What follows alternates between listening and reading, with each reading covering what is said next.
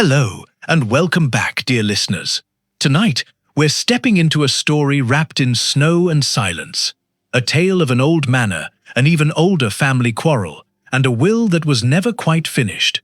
When the master of Ashcombe Hall passes away suddenly, just hours before he meant to change his last testament, his relatives gather under one frozen roof, each one smiling politely, each one calculating quietly. Into this house of cold civility walks a small, grey-haired woman with knitting needles and a deceptively gentle manner. Miss Marple. She did not come looking for a mystery, but mysteries, it seems, have a way of finding her. So settle in, pour yourself something warm, and let's step into the frost together. This is the Frozen Manor Inheritance. The Invitation. The letter had arrived on a Tuesday, which Miss Marple always thought was rather an unremarkable day for anything important to happen.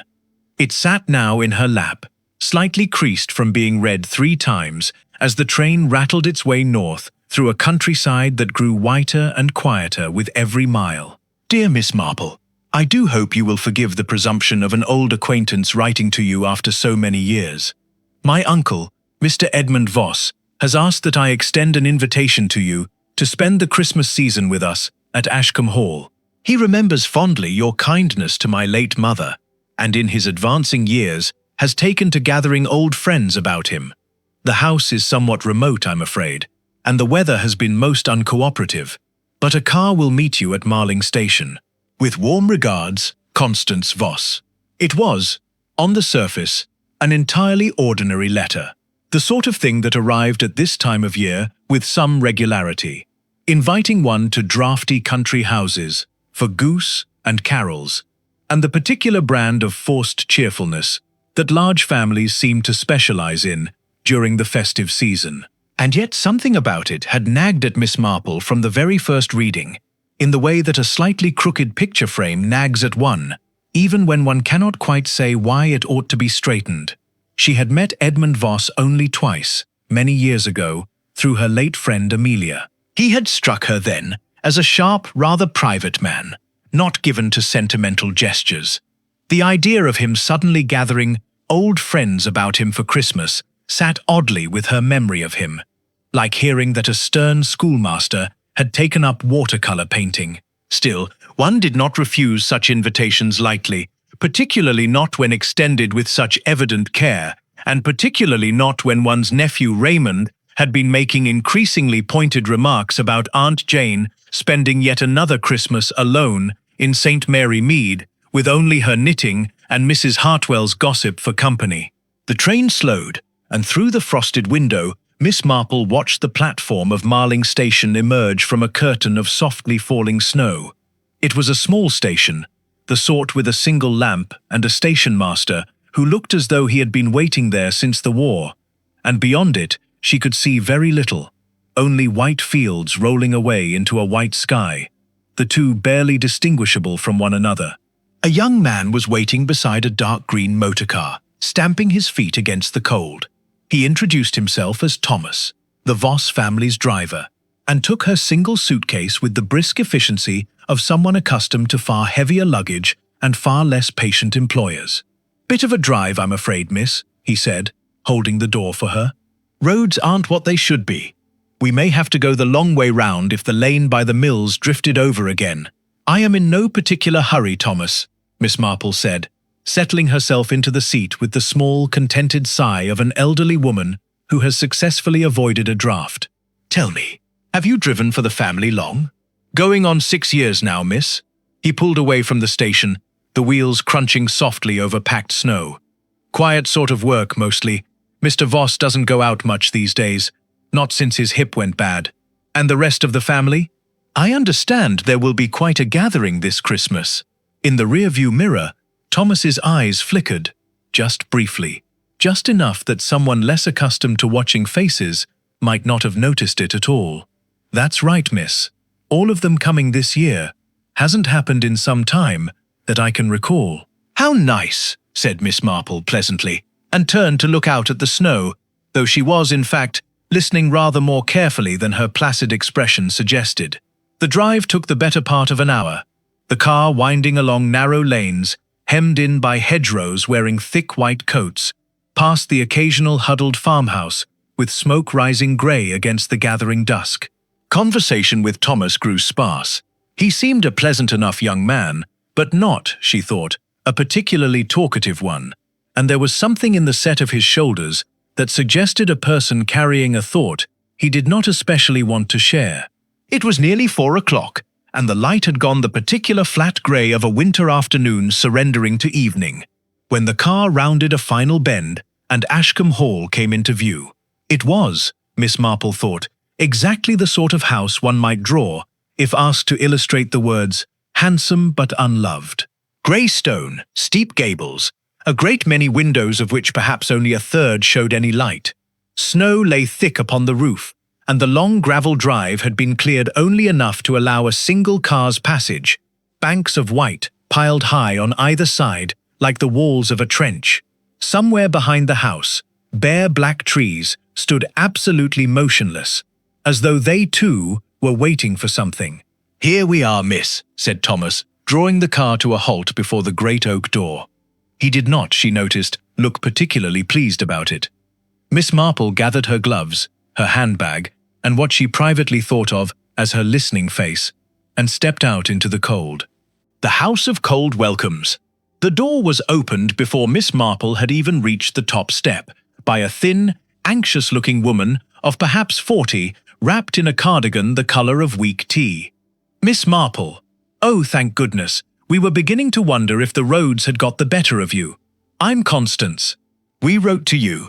She said this last part rather quickly, as though afraid Miss Marple might have forgotten, or worse, might ask why precisely she had written at all. "How very kind of you to think of me, my dear," said Miss Marple, taking the offered hand, which she noted was rather cold, despite the warmth of the hallway behind it. "What a beautiful old house. Yes, well, it was, once," Constance said, with the air of someone repeating a sentence she had said many times before, about many things. "Do come in out of the cold. Uncle Edmund is most anxious to see you." The hallway of Ashcombe Hall was the sort that announced, in no uncertain terms, that the family had once had a great deal of money and was now making careful, slightly threadbare use of what remained of it. A fire burned in a great stone hearth, throwing long shadows up a staircase, whose carpet had worn thin in the centre of each step. Portraits of stern-looking Voss ancestors lined the walls, watching the proceedings with the particular disapproval only oil paint can convey. "I'm afraid you've arrived at rather an interesting time," Constance went on, leading her toward the drawing-room, lowering her voice slightly, though there was no one nearby to overhear. "The whole family's here for Christmas, you see, which hasn't happened in, 6 years at least. Uncle Edmund insisted on it. How lovely to have everyone together." "Yes," said Constance, in a tone that suggested she found it considerably less lovely than the word implied. "Yes, of course." The drawing-room, when they reached it, contained 3 people, and a degree of tension so palpable that Miss Marple felt she might have cut it with the small silver scissors currently protruding from her knitting bag. By the fire sat a heavy-set man of about 50, nursing a glass of something amber-coloured with the focused attention of a man who had been nursing it for some time. He rose, somewhat unsteadily, as they entered. "This is my cousin Harold," Constance said. "Harold, Miss Marple, Uncle Edmund's guest." "Charmed," said Harold, in a voice that suggested he was nothing of the sort, and sat back down rather heavily. Near the window stood a striking young woman in her late 20s, dressed with a sharpness that seemed slightly out of place against the worn velvet curtains, as though she had walked in from a different, more fashionable decade entirely. She gave Miss Marple a brief, assessing look, the sort one might give a piece of furniture one was considering whether to keep. "Diana," Constance supplied, "Harold's daughter." "How do you do?" said Diana, in a voice that managed to convey both boredom and a certain watchfulness underneath it. The third occupant of the room was a thin young man seated near the fire, with a book open on his knee, though Miss Marple rather doubted he had read more than a sentence or two of it in the last quarter hour. He had the slightly hunted look of someone who has spent a great deal of time recently being talked over. And my nephew Peter, said Constance, Uncle Edmund's grandson, on his sister's side. Peter half rose, mumbled something polite, and sat back down. What a delightful family gathering, Miss Marple said warmly, settling herself into the armchair that was offered to her, and meaning it considerably less than she sounded as though she did. There was, in her long experience, a very particular silence that fell over a room when a stranger entered it mid-quarrel. Not the silence of nothing being said, but the silence of a great deal being carefully not said. And this room had precisely that quality. Uncle is resting just now, Constance said, perching on the edge of the sofa. He does tire easily these days, but he was most insistent on dinner being early tonight, so that you might meet him properly. I look forward to it. Miss Marple drew out her knitting, as much from habit as from any real desire to work on the small grey cardigan currently taking shape between her needles. I understand he doesn't often have the whole family to stay. There was a brief, charged pause. No, said Harold into his glass. Not often. Not since the funeral, Diana said, with the air of someone deliberately dropping a small stone into still water to watch the ripples. Aunt Margaret's, 6 years ago. Diana, Constance said sharply. What? It's true. We none of us get on terribly well, Miss Marple, in case nobody's mentioned it. No sense pretending otherwise in front of company. Diana examined her nails with studied indifference. Uncle Edmund decided rather suddenly that he wanted us all here for Christmas this year. I don't think any of us quite know why. Perhaps, said Miss Marple mildly, her needles clicking with their usual steady rhythm, he simply wished to see his family together again. People do grow sentimental in their later years. Harold made a sound that might charitably have been called a laugh. With respect, Miss Marple, he said, you don't know my uncle. It was at this point that the door opened and a tall, severe-looking woman entered, the housekeeper, as it transpired, a Mrs. Brindle, who informed the room in clipped tones that Mr. Voss would receive Miss Marple now, before dinner, if she would care to come up. Of course, said Miss Marple, setting aside her knitting and rising with the careful deliberation of a woman whose hip occasionally reminded her of its presence. As she followed Mrs. Brindle from the room, she was aware of the conversation resuming behind her, low, urgent, and cut off the moment the door clicked shut, and found herself wondering, not for the first time that day, precisely what sort of Christmas this was going to turn out to be. The will that never was, Edmund Voss's bedroom, occupied the entire west wing of the second floor. A vast, dim space, dominated by a four-poster bed, in which the old man himself seemed almost lost, propped up against a great many pillows, with a tartan rug across his knees. A fire crackled in the grate, and the curtains had been drawn against the snow, giving the room the close, sealed feeling of a place that had not properly breathed in some time. Miss Marple. His voice was thinner than she remembered, but the sharpness in his eyes was entirely intact. Forgive me for not rising. My hip has become a tyrant in its old age. Please don't trouble yourself, Mr. Voss. Miss Marple settled into the chair beside the bed that had evidently been placed there for exactly this purpose. It was very kind of you to remember me. Kind. He repeated the word as though testing it for sincerity, and seemed to find it wanting. I am rarely accused of kindness these days, Miss Marple, and I shan't pretend that's entirely why you're here. He paused, studying her with the directness of a man who no longer had patience for small talk. Amelia spoke of you often, you know, said you had a gift for noticing what other people preferred, left unnoticed. I'm afraid I'm simply an old woman who's had a great deal of time to observe her neighbours, Mr. Voss. He did not look entirely convinced, which Miss Marple privately thought showed rather good judgment on his part. Well, I'll be plain with you, since I haven't the energy left for anything else. I asked you here because I intend to change my will, and I wanted a witness present who has no stake whatsoever in the outcome. Miss Marple's needles, which she had brought up with her quite without thinking, paused for a fraction of a second before resuming their rhythm. That seems a rather unusual reason to invite a guest for Christmas. Perhaps, But I am an unusual old man, and I have grown tired of being surrounded by people who smile at me while doing sums in their heads." His mouth twisted into something that wasn't quite a smile. "You've met them downstairs, I take it. Harold, who drinks because he hasn't the courage to do anything else with his disappointments. Diana, who married badly and is looking for the quickest way out of it. Constance, who has spent 30 years being grateful to me for a roof over her head, and has come, I think, to resent the gratitude more than she would have resented the alternative. And young Peter, who wants nothing at all except to be left alone, and will inherit a great deal of trouble for his trouble. You speak of them very plainly. I am dying, Miss Marple. Not tomorrow, perhaps, but soon enough that I haven't the patience left for diplomacy." He shifted against his pillows with some difficulty. "My current will divides everything equally between the four of them. I have decided that is a mistake, and I intend to correct it. May I ask in what way?" The old man's eyes flicked toward the door, as though checking it was properly closed, before he answered. "Harold gets nothing. He has had advances enough from me over the years to drink himself into an early grave twice over, and I won't reward it further. Diana's share I intend to halve and place in trust. Her husband is not the sort of man who should have easy access to other people's money.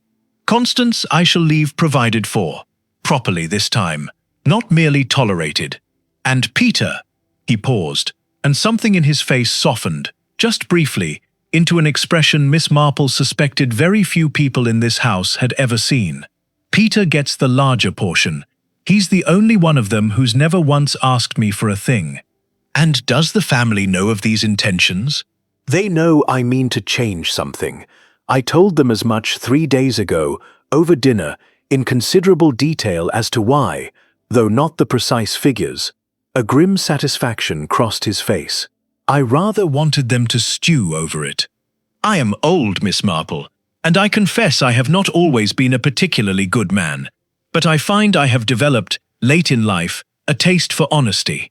People ought to know exactly what they stand to lose." "That seems," said Miss Marple carefully, "rather a dangerous sort of honesty, Mr. Voss, under this particular roof." He looked at her then, with something that might almost have been amusement. "You think one of them might do something foolish?" "I think," she said, choosing her words with the gentle precision of a woman who has had considerable practice in saying difficult things kindly, "that desperate people in close quarters during a snowstorm are not always at their most rational. And I think you have just told 4 people 3 days before Christmas exactly how much they have to lose." For a moment, the old man said nothing. The fire popped softly in the grate. "My solicitor arrives the day after tomorrow," he said finally. "Mr. Whitfield, from Marling. The new will is to be signed and witnessed properly then, you among the witnesses, if you'd be so good. Until that time, I suppose I am simply an old man with a great deal of money and a number of relatives who would each very much prefer things to stay as they are." He gave a short, dry laugh that turned into a cough. "Rather puts you in an interesting position, doesn't it, Miss Marple? Watching the house for the next 48 hours. "It does rather," Miss Marple agreed, and resumed her knitting with the placid, unhurried air of a woman who had, in fact, already begun watching very carefully indeed. 4 faces, 4 motives. Dinner that evening was, Miss Marple thought, rather like watching 4 people attempt to eat soup while standing on a frozen pond, each one acutely aware of how thin the ice beneath them had become, and each one determined not to be the first to mention it. The dining room was handsome but underheated, the long table set with silver that had clearly once been polished by a much larger staff than the house currently employed. Edmund had not come down. His hip, Mrs. Brindle explained, made the stairs impossible most evenings, and so the gathering consisted of Miss Marple, Constance, Harold, Diana, and Peter, arranged around a table built for considerably more company than 5. "You'll have to forgive us if we're not the liveliest dinner companions, Miss Marple," Constance said, ladling soup with hands that were not entirely steady. "It's been rather a strange few days." "Strange is one word for it," said Diana, swirling the wine in her glass without drinking it. "I'd have chosen another. Diana, Constance's voice carried the particular weariness of someone who had said this name in this warning tone a great many times before. What? Miss Marple's a guest, not a child. I'm sure she can hear plainly enough that this isn't a happy family Christmas. Diana turned to Miss Marple with a smile that didn't reach her eyes. Uncle Edmund has decided to redraw his will and has been kind enough to inform us all exactly who's losing out. It's made for excellent dinner conversation all week. How difficult for you, Miss Marple said, with such gentle sympathy that it was genuinely impossible to tell whether she meant it or not. Harold, who had clearly had a head start on the wine before dinner even began, set down his fork with rather more force than necessary. Difficult isn't the word. The man's been promising me support with the business for 2 years. 2 years, Miss Marple. And now, at the last moment, because of 1 or 2 unfortunate setbacks. You mean the debts, Diana said sweetly. He decides to cut me out entirely, as though I haven't given 30 years of my life to this family. You've given 30 years to this family's wine cellar. Certainly, Diana murmured, just loud enough to be heard. That's quite enough, both of you. Constance's hands had gone white around her spoon. We have a guest. Peter, who had said almost nothing since sitting down, looked up from his plate with the faint, exhausted expression of someone who had clearly endured a great many dinners exactly like this one. I don't see why it matters what any of us think, really. Grandfather will do precisely as he likes, the same as he always has. He hasn't asked anyone's opinion in 60 years. I doubt he's started now. Easy for you to say, Harold muttered. You're the one getting the lion's share, from what I understand. I never asked for it. Peter's voice was quiet, but had an edge to it that Miss Marple noted with interest. I never asked him for anything, unlike some people at this table. The silence that followed was sharp enough to cut. Well, said Miss Marple brightly, into the wreckage of the conversation, this is a very fine soup, Constance. Did you make it yourself? It was, perhaps, not the most sophisticated diversion ever employed at a dinner table, but it had the desired effect. Constance, grateful for any subject that did not involve her relatives, launched into a somewhat overlong account of the cook's recipe, and the meal limped onward toward dessert, with only intermittent further hostilities. Afterward, in the drawing room, Miss Marple found herself briefly alone with Constance, while the others drifted off in various directions. Harold toward the decanter in the study, Diana toward the telephone in the hall, where Miss Marple could just make out the low, urgent murmur of a one-sided conversation, and Peter out into the cold of the garden, apparently finding even the snow preferable to further family company. I do hope you're not finding us too dreadful, Miss Marple, Constance said, settling onto the sofa with the particular exhaustion of a woman who has spent her entire life smoothing over other people's bad behavior. We're not always like this. It's just, well, this business with the will has brought out the worst in everyone. Families under strain often do show their worst, my dear. It's nothing to be ashamed of. Miss Marple's needles clicked steadily. May I ask, and do tell me if it's an impertinent question, what becomes of your own situation under the new arrangement? Constance's mouth tightened, just slightly. I'm to be properly provided for, Uncle says. More than under the old will, in fact. She gave a small, humorless laugh, which is rather funny when you think about it. I'm the only one who actually gains anything, and I'm the only one who doesn't particularly want it. Oh? Why is that? Because it means admitting that 30 years of being the dutiful niece who never married, never left, never did anything but look after this house and that old man, that it was all simply leading up to a line in a will. Constance looked down at her hands. I'd rather have had a life of my own, Miss Marple, if I'm honest. But there it is. Too late to change it now.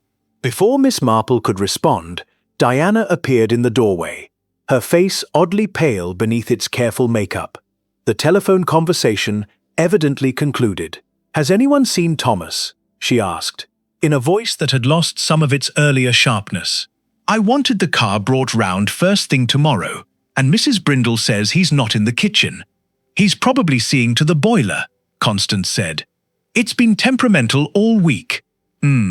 Diana lingered a moment, glanced toward the staircase, and then seemed to think better of whatever she'd been about to say, and disappeared toward the kitchen instead. It was nearly 11 o'clock, and Miss Marple had just begun to consider the question of retiring when Mrs. Brindle's voice rang out from the top of the stairs. Not loud exactly, but carrying a particular quality that brought every conversation in the house to an immediate halt. "Constance! Constance! Come quickly! Something's wrong with Mr. Voss."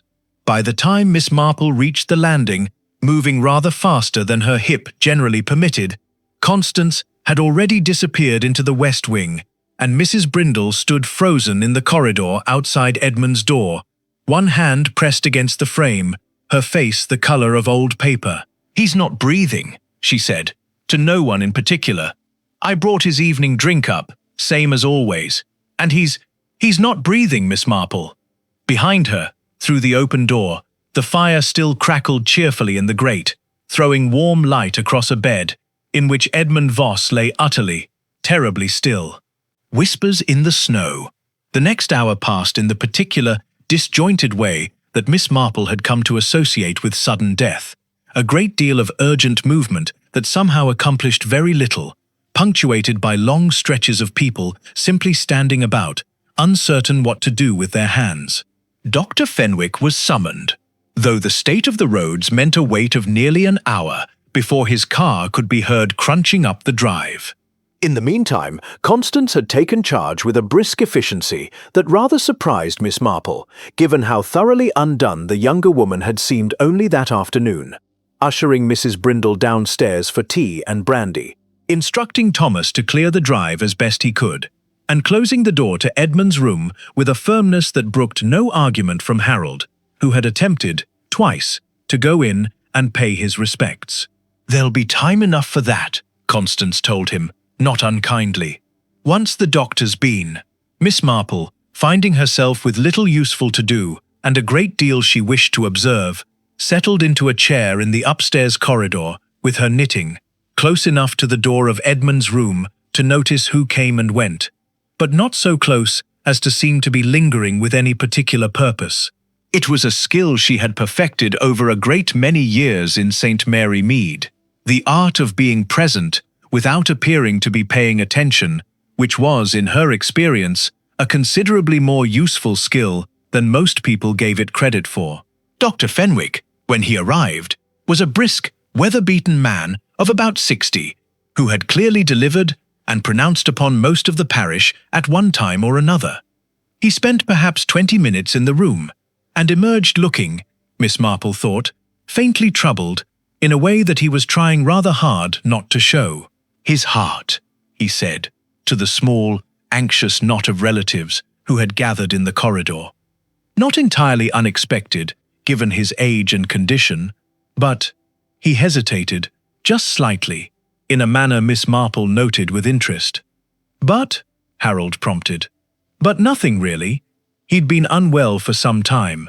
I'll need to have a proper look in better light tomorrow, and I'm afraid the roads being what they are, the undertaker won't be able to get through until at least the day after." He glanced toward the frosted window, beyond which the snow continued its steady, indifferent fall.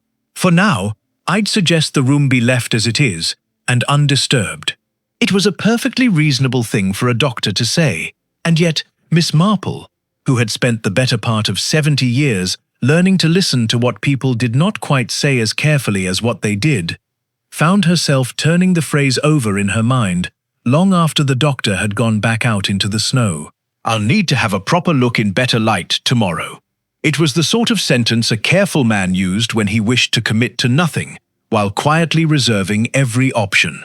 She mentioned as much, gently, to Constance, who had come to sit with her for a few minutes in the corridor, looking entirely wrung out.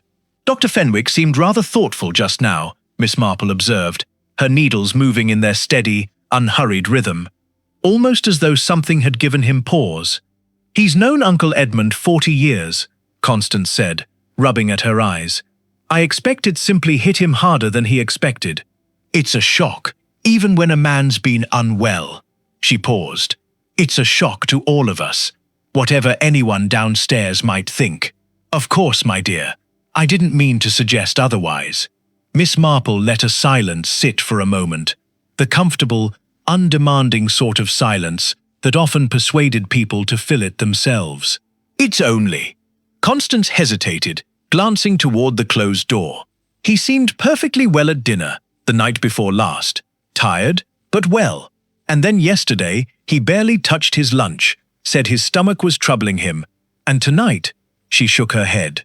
"I keep thinking I ought to have noticed something. Called the doctor sooner, perhaps. Stomach troubles, you say?" Mrs. Brindle thought it was nerves. "All this business with the will, I expect."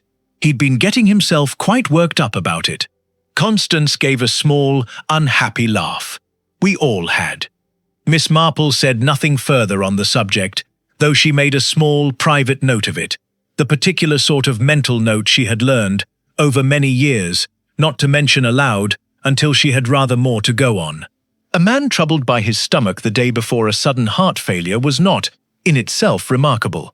But it was the kind of small, loose thread that experience had taught her was worth tucking away rather than discarding. It was nearly 1 in the morning before the house finally settled into something resembling quiet. Miss Marple, lying awake in the small, chilly guest room she had been given at the end of the east wing, found her mind turning over the events of the evening with the methodical patience of a woman sorting through a basket of mixed buttons, looking for the two that matched. There was the matter of the will, of course, and the 4 people downstairs who each had reason, varying in shape and urgency, but reason nonetheless, to wish things had stayed as they were. There was Diana's strange, pale-faced telephone call, the contents of which Miss Marple had not been able to overhear, and her odd insistence on locating Thomas at an hour when most people would have considered the boiler the housekeeper's concern, not theirs. There was Harold's drinking, steady and deliberate, the drinking of a man trying very hard not to think about something. There was Peter's flight out into the snow after dinner, and the curious hardness that had come into his voice when he'd spoken of never asking his grandfather for anything. And there was Dr. Fenwick's hesitation, small, easily missed, but present nonetheless, when asked about the cause of death of a man who had, by his own admission, been unwell enough that nobody ought to have been particularly surprised by it. Miss Marple was not by nature a suspicious woman. She believed, on the whole, in giving people the benefit of the doubt, in attributing strange behavior first to ordinary human frailty before reaching for darker explanations. But she had also lived long enough, and observed enough of human nature in all its variety, to know that grief and guilt could look remarkably similar from the outside, and that a house full of people, who each stood to lose a great deal, had a way of producing more coincidences than chance alone generally allowed. Outside, the snow continued to fall, soft and silent, sealing Ashcombe Hall a little more thoroughly into the white world beyond its windows. Somewhere below, a door opened and closed, very quietly, and footsteps crossed the hall and went still.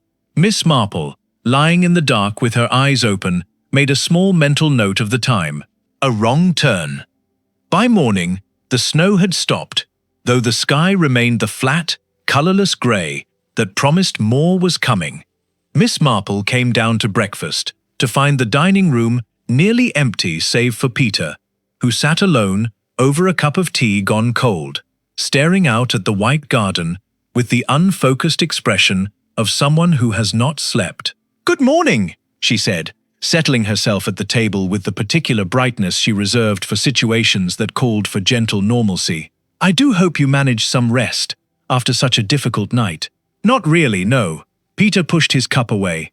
"I keep thinking I should feel worse than I do. He was my grandfather.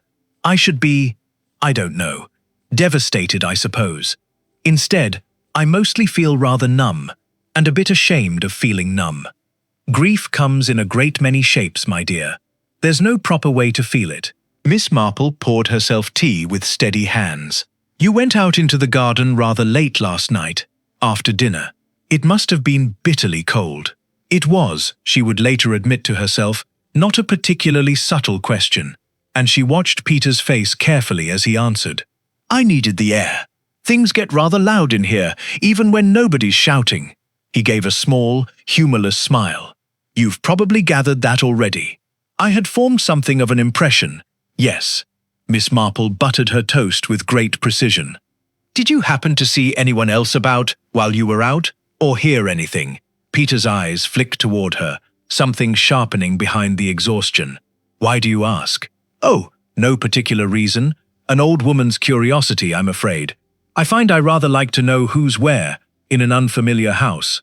She smiled placidly, and after a moment, whatever suspicion had crossed Peter's face seemed to settle again. "I didn't see anyone," he said, "though I thought I heard the side door, once, near the kitchen garden. I didn't think much of it. Thomas is always in and out at odd hours, seeing to one thing or another." "It was," Miss Marple thought afterward, turning the conversation over as she made her way along the upstairs corridor an hour later. Precisely the kind of small detail that ought to be followed up, and it was in pursuit of exactly this thread that she made what she would later recognize, with the particular clarity that comes only in hindsight, as her first genuine misstep in the whole sorry business. She found Thomas in the small stone passage that led to the boiler room, polishing the brass fittings of the car with the absorbed, slightly too careful attention of a man who wanted very much to appear occupied. "Good morning, Thomas. I wonder if I might trouble you for a moment." "Course, miss." He did not look up from his polishing. "I understand you were about the grounds rather late last night, near the kitchen garden, I believe. I don't suppose you happened to notice anything unusual? Anyone about who oughtn't to have been?" The young man's hands stilled on the cloth, just for a moment, before resuming their work with rather more vigor than the task strictly required. "Can't say as I did, miss. I was seeing to the boiler, like always. Temperamental old thing." He still had not met her eyes. It was the avoidance, more than anything else, that caught Miss Marple's attention. The particular stiffness of a young man clearly uncomfortable with the question, answering it too quickly, too neatly. She had seen that exact posture many times before, in St. Mary Mead, in young men and women caught out in some small, guilty secret, and she found herself, not unreasonably she thought at the time, drawing a rather direct line between Thomas's evasiveness and the strange, urgent telephone call Diana had made the previous evening, and her insistence on finding him shortly afterward. "Forgive an old woman's bluntness, Thomas," she said gently, "but you seem rather troubled this morning. If there's something weighing on you, something to do with last night, perhaps, or with Miss Diana." The effect of this was immediate, and rather more dramatic than she had anticipated. Thomas's face went white, then red, and he set down the polishing cloth with a hand that was visibly unsteady. "I don't know what you're suggesting, miss, but I'll thank you not to suggest it. Miss Diana's never done anything but treat me decent, which is more than I can say for some in this house, and I won't have her dragged into whatever it is you're thinking." He gathered up his tools with abrupt, jerky movements. "If you'll excuse me, I've work to do." He left before Miss Marple could clarify, or indeed, before she had entirely worked out herself what exactly she had been suggesting, beyond a vague and, she would later concede, rather poorly constructed suspicion that Thomas and Diana might be concealing something between them connected to the old man's death. It was only that afternoon, while she sat with her knitting in the drawing room and half listened to Constance fretting over funeral arrangements that could not yet properly begin, that the truth of the matter found its way to her by a far more mundane route, delivered, in fact, entirely by accident, by Mrs. Brindle, who mentioned in passing while clearing the tea things that Thomas had been in quite a state all month over a young woman in the village he hoped to marry, and that Diana had been quietly helping arrange a position for the girl in service at her own house in town, away from a father who did not approve of the match. "Very kind of Miss Diana, really," Mrs. Brindle said, stacking cups with brisk efficiency. "Whatever else you might say about her, she's been good to that boy. Telephoned the girl's people herself last night to sort out the details, I believe. Thomas was that nervous about it, poor lamb, hardly knew where to put himself all evening." Miss Marple set down her knitting rather more slowly than usual, aware of a small, uncomfortable warmth rising in her cheeks, the particular discomfort of recognizing that one has, in pursuit of a mystery, very nearly caused an entirely innocent young man a great deal of unnecessary distress. It was not, she reflected, the first time in her long career that an early thread had led her somewhere quite unhelpful, and she suspected, with the resigned good humor of long experience, that it would not be the last. But it was a useful reminder all the same, one she resolved to carry rather more carefully into the rest of her inquiries, that not every nervous glance in a house full of secrets pointed toward the secret one was actually looking for. She would, she decided, need to apologize to Thomas at the first opportunity, and she would need, rather more urgently, to think again, and more carefully, about where the real thread of this business actually lay. The crack in the ice. The opportunity to make amends with Thomas came sooner than Miss Marple expected, and rather more usefully than she could have hoped. She found him that evening in the boot room, pulling on his coat against the cold, and offered her apology plainly and without excess fuss. She had, she told him, drawn an unkind and entirely mistaken conclusion, and she was sorry for it. Thomas, to his credit, accepted this with the easy grace of a young man more embarrassed by the fuss than wounded by the accusation, and within a few minutes the conversation had turned, as such conversations often did once the air had cleared, toward more comfortable ground. "Funny thing, though," he said, lacing his boots. "You asking about last night put me in mind of something I'd nearly forgotten. When I went out to the boiler round about 10:30, I saw Mr. Harold's window light go on and off again, 2 or 3 times, quick-like. Struck me odd at the time, though I didn't think much of it, what with everything else going on. His bedroom window. That's right, miss. End of the corridor, overlooking the side garden. I only noticed on account of I was stood right under it, fixing the drain pipe, what froze up again." Miss Marple thanked him, tucked the small detail away with the others she had been collecting, and made her way back into the house with the particular sense of quiet purpose that came, in her experience, just before a case began to properly unknot itself.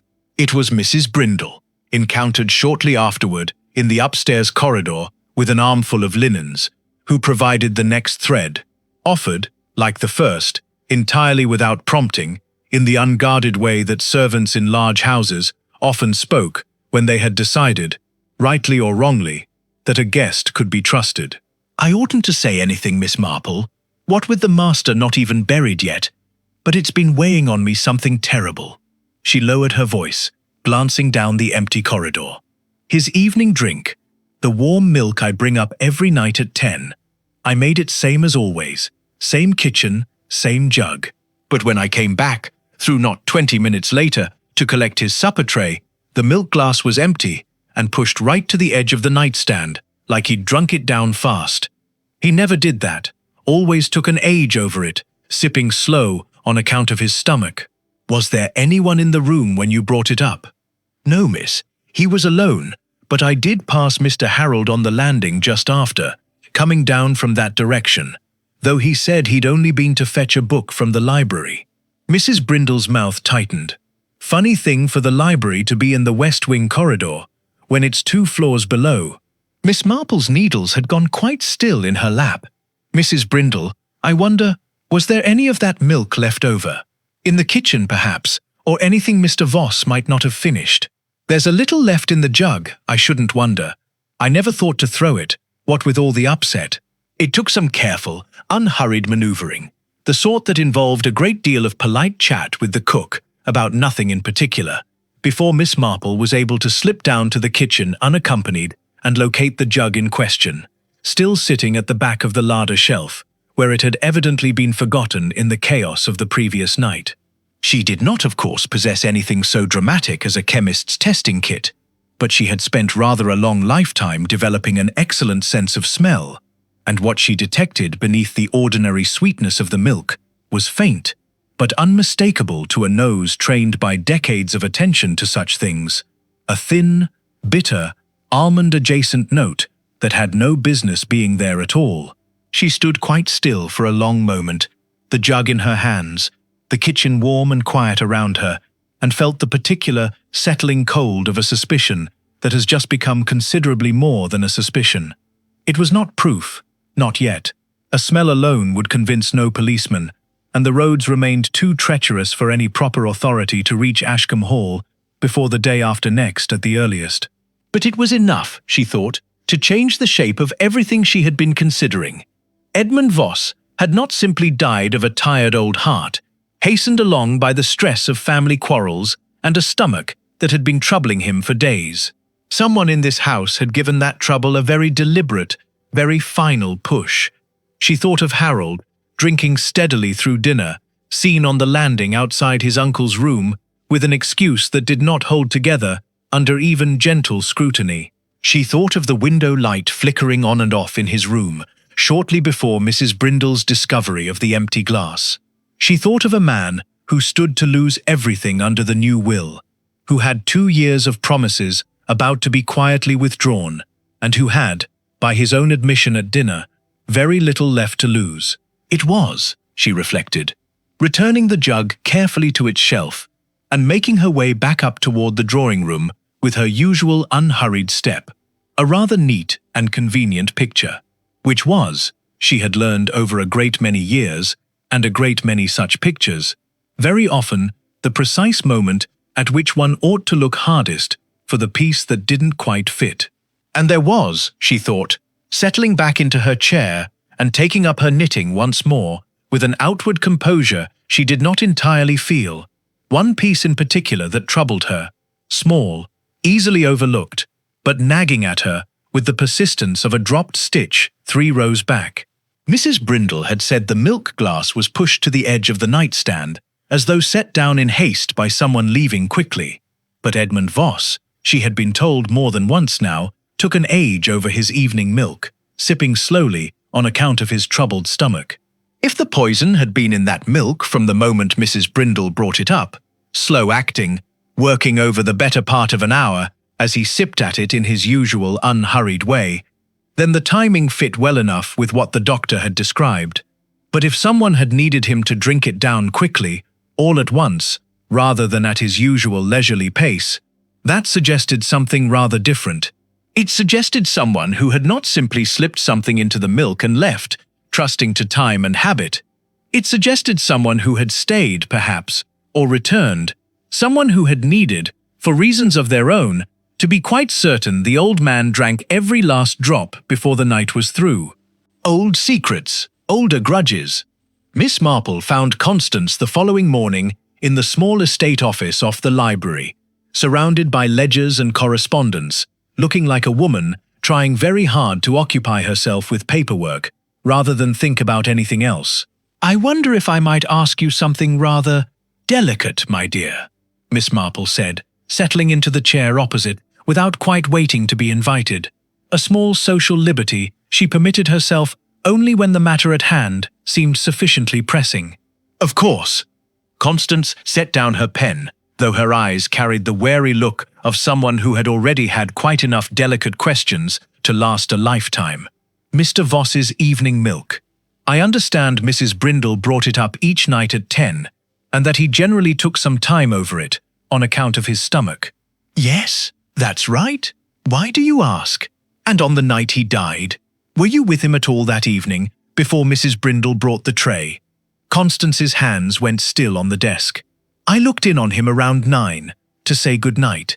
He seemed tired, but no worse than he'd been the past few days." "Why, Miss Marple? What is it you're asking exactly?" Miss Marple considered for a moment how much to say, and decided that gentle honesty was likely to yield more than careful evasion. "I have reason to believe, my dear, that your uncle's death may not have been entirely natural." The colour drained slowly from Constance's face, but, and this was the detail Miss Marple noted with particular interest, she did not look surprised exactly. She looked, rather, like a woman hearing confirmed something she had already, quietly, allowed herself to suspect. "I wondered," Constance said finally, very low.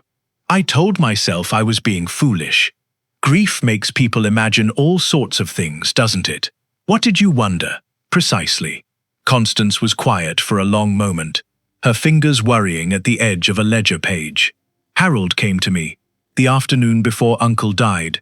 Asked, begged really, if I'd speak to Uncle on his behalf, ask him to reconsider cutting him out entirely. He was in a dreadful state, Miss Marple. Not just upset, frightened. I didn't understand it at the time. Harold's always been the sort to drink his troubles away rather than face them properly. But this was different. He said something about Mr. Renshaw. Who is Mr. Renshaw? A man Harold owes a great deal of money to. Not a bank, Miss Marple. Not the sort of debt one simply struggles along with. A private arrangement, I believe, with men who don't extend a great deal of patience when payment isn't made. Constance shook her head slowly. I didn't think much of it at the time, beyond worrying for him, the way one does. But afterward, when Uncle died so suddenly, that very night, you wondered if Harold's fear had pushed him to something desperate. I told myself it was a wicked thing to think about my own cousin. I still rather think it is. Constance's eyes were bright with unshed tears. But I haven't been able to stop thinking it all the same. Miss Marple sat with this for a moment, her needles uncharacteristically still in her lap. It fit, certainly.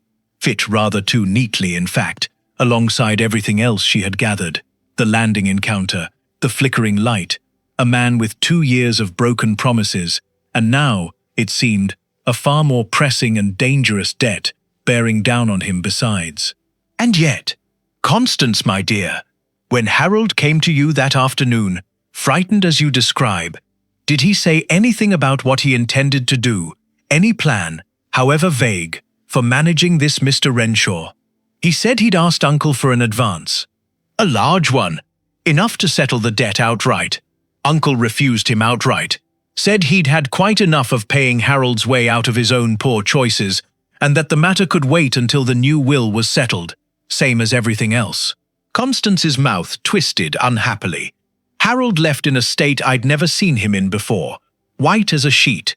I did wonder afterward whether he hadn't gone somewhere that evening to try and raise the money some other way.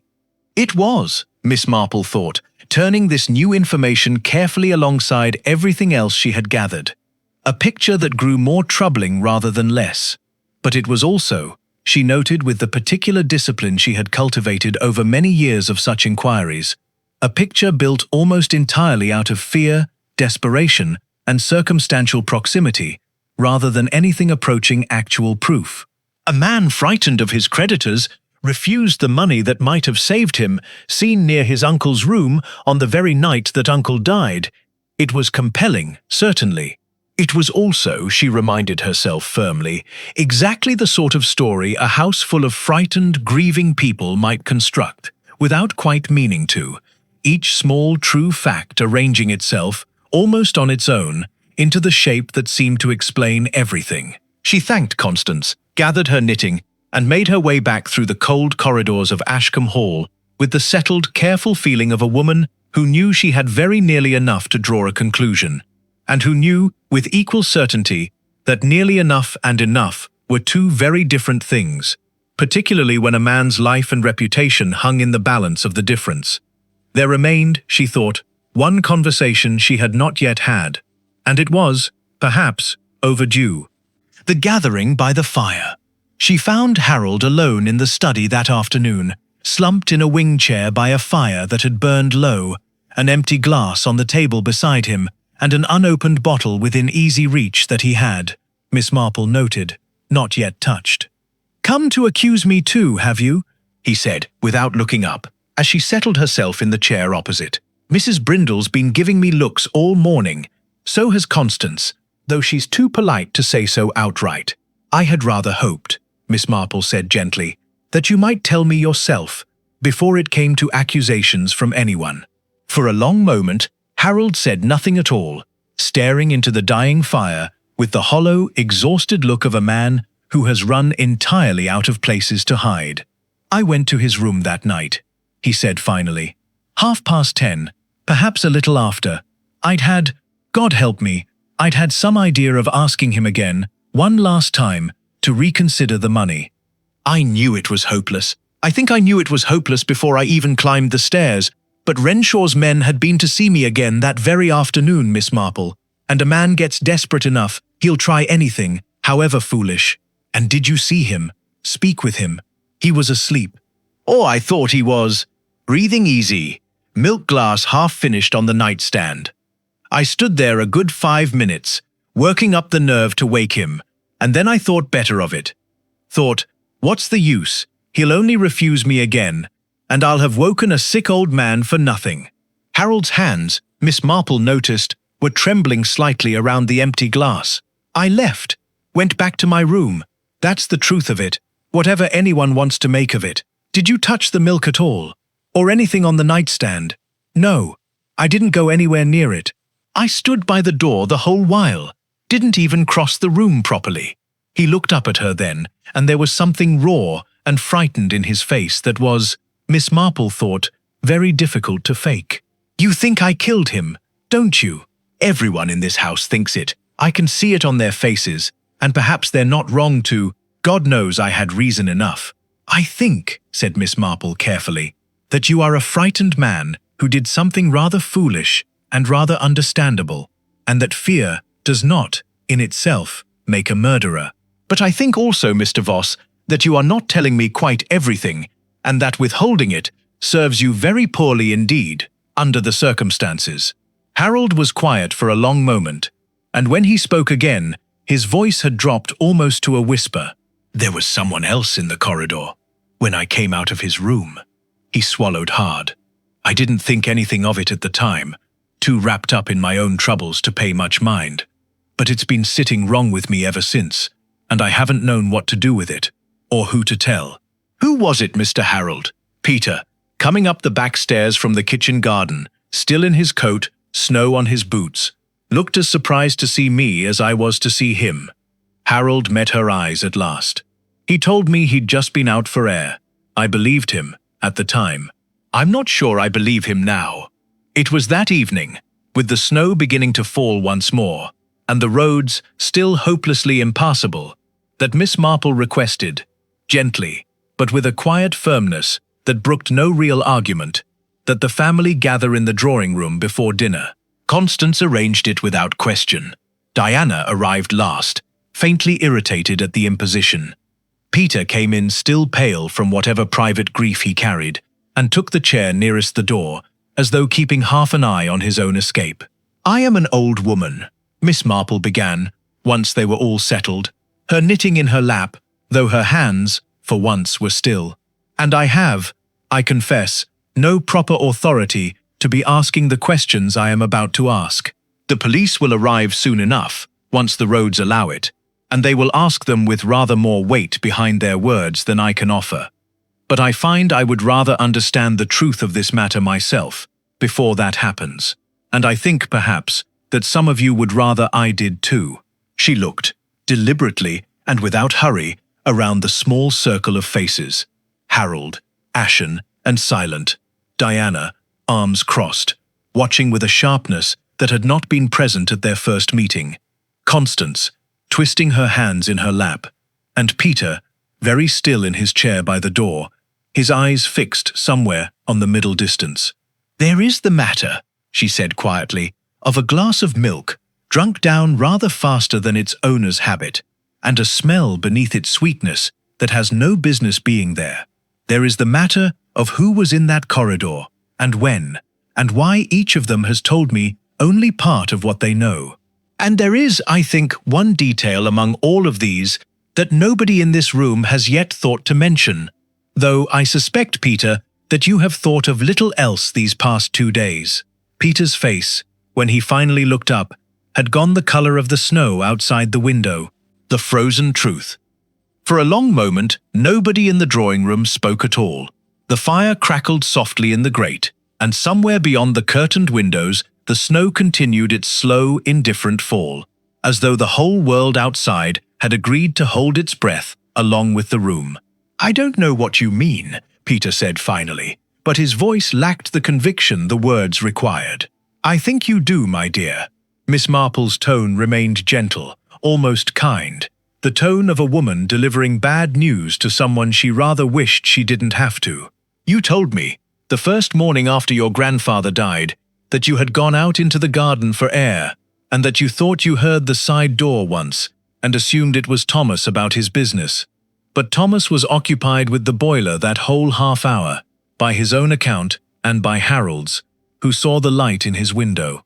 So, whoever came through that side door, it was not Thomas, and I think, in fact, it was you, returning rather than leaving, At very nearly the same hour your cousin Harold encountered you on the back stairs in your coat, snow still on your boots. I told you. I told everyone. I went out for air, that's all there is to it. You did go out, yes. I don't doubt that part at all. Miss Marple's needles, which had remained still throughout, finally resumed their slow, steady motion, as though the small, familiar rhythm helped her toward what she had to say next. But I think you went out because of something, Peter, not merely to be alone with your thoughts. I think you had gone up to see your grandfather earlier that evening, before Harold did, before Mrs. Brindle's milk had even properly gone cold, and that something happened in that room which sent you out into the snow in considerable distress. Constance made a small, strangled sound. Diana had gone very still. He told me, Peter said, and his voice, when it finally broke entirely. All the careful composure of the past 2 days collapsing at once, like ice giving way beneath weight it could no longer bear. He told me the truth about my mother, about why she left all those years ago, why she never came back even to visit, even when I begged her to bring me here as a boy. His hands had curled into fists in his lap. He told me it was his fault, that he'd driven her away with things he'd done, things he'd said, that he'd never once been a proper father to her, and that the inheritance he meant to leave me was meant as an apology he could never give her, because she'd died before he could. He looked up, and his eyes were wet. I didn't poison him, Miss Marple. I swear to you, I never touched that milk. I went into his room, and he told me all of that, and I couldn't bear to be in there a moment longer, so I left him. Alive, Miss Marple, alive, sipping at his milk same as always, and I went out into the cold, because I needed somewhere to be that wasn't full of his apologies. The room was very quiet. Miss Marple studied him for a long moment, and something in her expression softened. I believe you, she said simply. Which means, Peter, that you left your grandfather alive and well shortly before 10, and that whoever came after you, in the time before Mrs. Brindle collected his tray, is the person we are looking for. She turned, then, toward Diana, who had not spoken a single word since the gathering began, and who now sat with the particular brittle stillness of a woman waiting for a blow she has long known was coming. I have been turning over a small puzzle, Mrs. Forgive me, I don't believe I ever learned your married name. Whitmore, Diana said quietly. Not that it matters much longer. Mrs. Whitmore, then. The puzzle is this. Mr. Voss's solicitor was due to arrive the day after his death, to formalize a new will that would have halved your inheritance and placed what remained in trust, specifically, by his own account to me, because he did not trust your husband with easy access to the money. Miss Marple's voice remained gentle, but there was a precision to it now that had not been there before. And I recall, the very evening before he died, you spent a considerable time on the telephone, looking pale and shaken when you emerged, and asking after Thomas, with rather more urgency than a boiler repair generally warrants. I telephoned to arrange a position for a girl in the village. Ask Mrs. Brindle. Ask Thomas himself. They'll tell you the same. They already have, and I believe them entirely. That call, I think, was exactly as innocent as it appeared. Miss Marple paused. But I don't believe it was your only call that evening, Mrs. Whitmore. I think there was an earlier one, to your husband perhaps, or about him, and that whatever was said in it left you considerably more frightened than a household arrangement for a servant girl would account for. Diana's composure, which had held through the entire gathering with the particular brittleness of glass under pressure, finally cracked. My husband, she said, very low, has debts of his own, worse than Harold's, though he's hidden it better. I found out 3 weeks ago, quite by accident, that he had borrowed against my expected inheritance. Borrowed a great deal, from people considerably less patient than a bank, on the understanding that the full amount would be coming to me, undivided, as it stood under the old will. When Uncle announced he meant to halve my share and place it in trust, my husband telephoned me that night in something very close to panic, telling me I had to do something, anything, to stop it. Her hands had begun to shake. I told him I wouldn't. I told him there was nothing to be done, that Uncle's mind was made up and nobody could shift it. That was the call Peter heard, I imagine, or near enough to it. I went looking for Thomas afterward, only because I needed somewhere to put my hands and my mind that wasn't my husband's voice on that telephone. And did you go to your uncle's room that night, Mrs. Whitmore? At any point, before or after Peter? No. The word came out fierce, certain. I never went near his room. I didn't dare. I was afraid of what I might say to him, afraid of what he'd see in my face if I tried. She looked up, and her eyes were bright with something that might have been fear, or grief, or simple exhaustion. I didn't kill him, Miss Marple. Whatever else you think of me, you must believe that. Miss Marple, watching her closely, found that she did believe it, and found, too, that the small, careful arithmetic she had been building all evening, weighing one account against another, had finally, quietly, arrived at its only remaining answer. She turned, at last, toward Constance, who sat very still on the sofa, hands folded tightly in her lap, watching the proceedings with the pale, exhausted patience of a woman who has been waiting, for some time now, for her own name to be spoken. "My dear," Miss Marple said gently, "I think it is time you told us the truth." Constance did not protest, did not deny it, did not even look particularly surprised. She simply closed her eyes for a moment, as though setting down some great weight she had been carrying a long while, and when she opened them again, there were tears on her face. "I loved him," she said quietly. 30 years of my life, Miss Marple, given over to looking after that house and that difficult, demanding old man, because I loved him, in the strange, complicated way one loves a parent who was never quite kind enough to deserve it. And then 3 days before Christmas, over dinner, he told the whole table, told everyone at once, as though it were nothing at all, that he meant to finally provide for me properly. Not out of love, mind, out of guilt.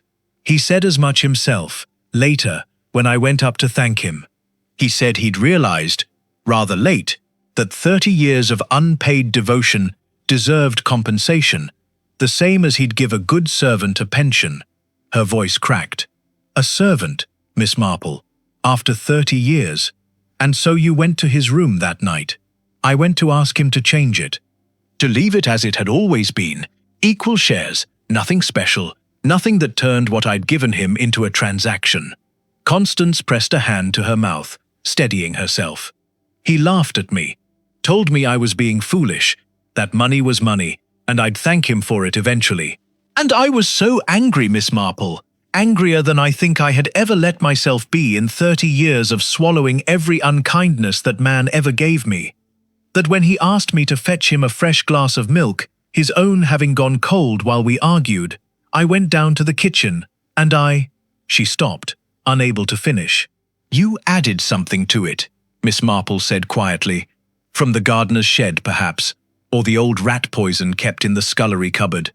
And you stayed with him while he drank it, because you couldn't bear for it to be slow and uncertain, because some part of you needed it finished, needed an ending to 30 years of waiting for one. I didn't plan it," Constance whispered. "I want you to believe that, even now. I didn't climb those stairs intending to kill him. I only meant to argue, to plead, the same as I'd done 100 times before, about 100 smaller things.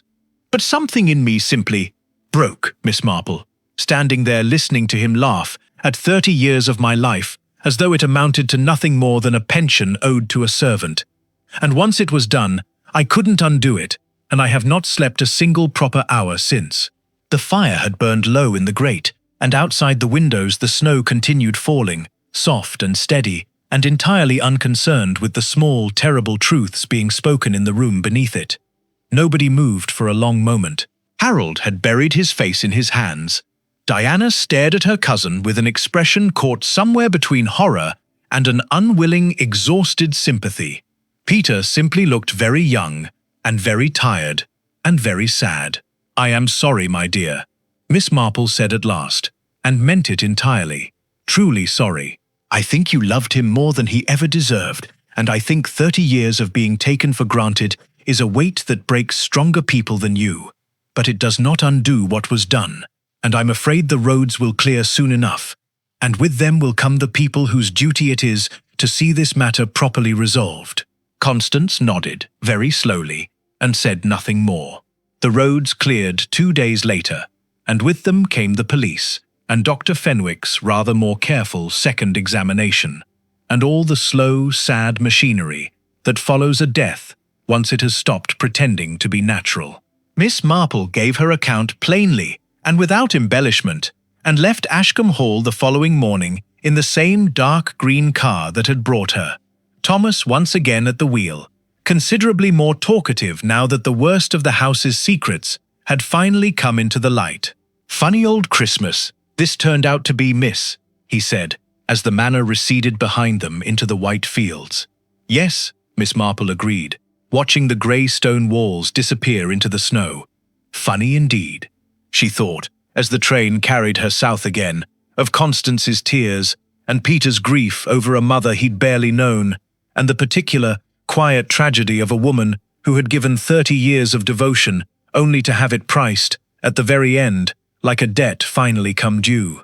There was no great satisfaction in having solved it, she reflected. There rarely was, in matters of this kind.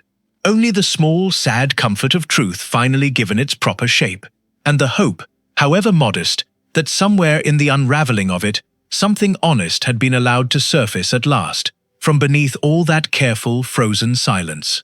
The snow continued to fall gently over the fields as the train carried her home, and Miss Marple, taking up her knitting once more, allowed herself, finally, to rest.